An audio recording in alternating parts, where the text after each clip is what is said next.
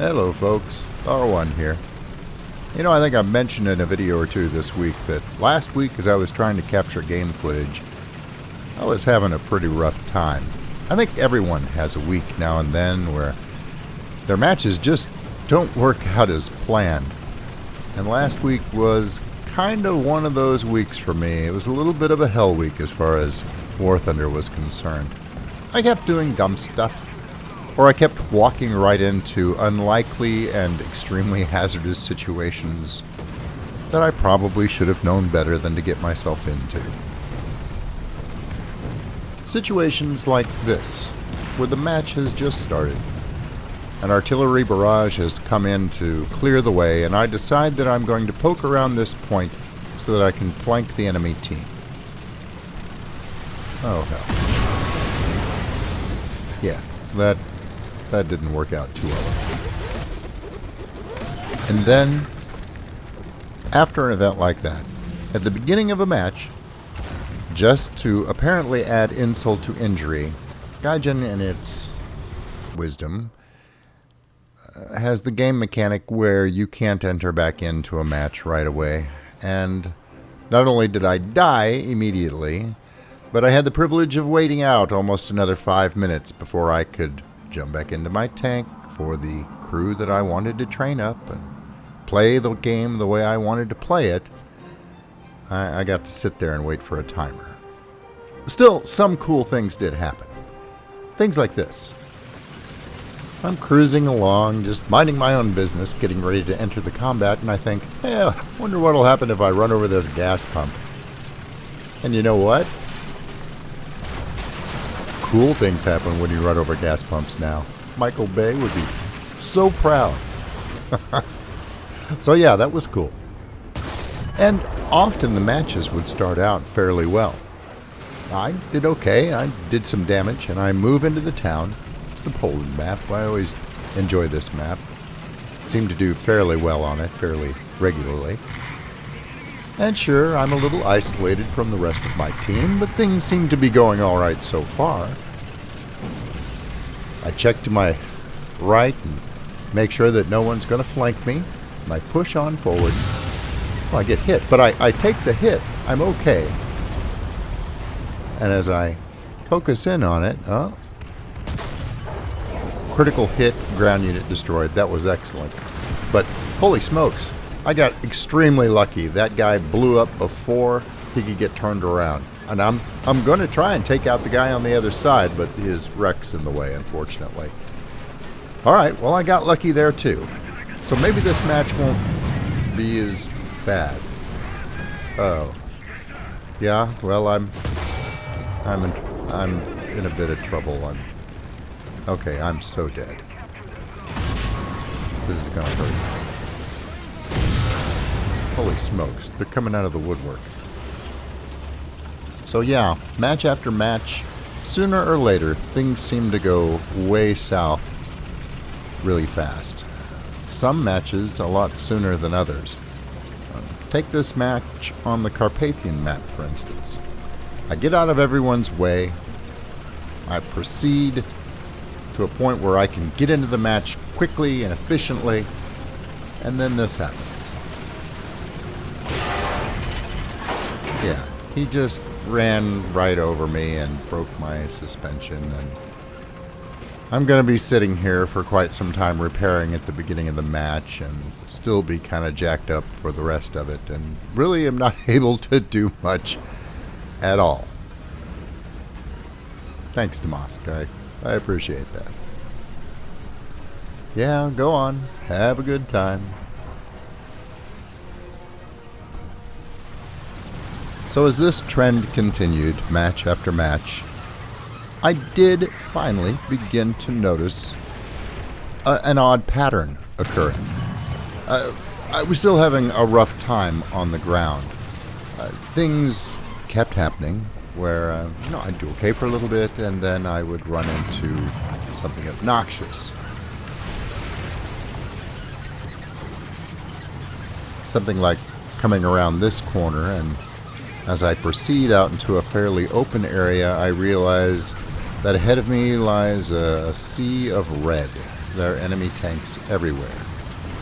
And for the moment, they aren't paying too much attention to me, so I hoist myself up just a little higher, and I focus on the guy that's taking the capture point on this map. He's sitting pretty up there at an IS-1. And apparently, he is driving the world's toughest IS-1, because no matter what I do, shot after shot, I somehow fail to do any damage to him whatsoever. And finally, after the third time,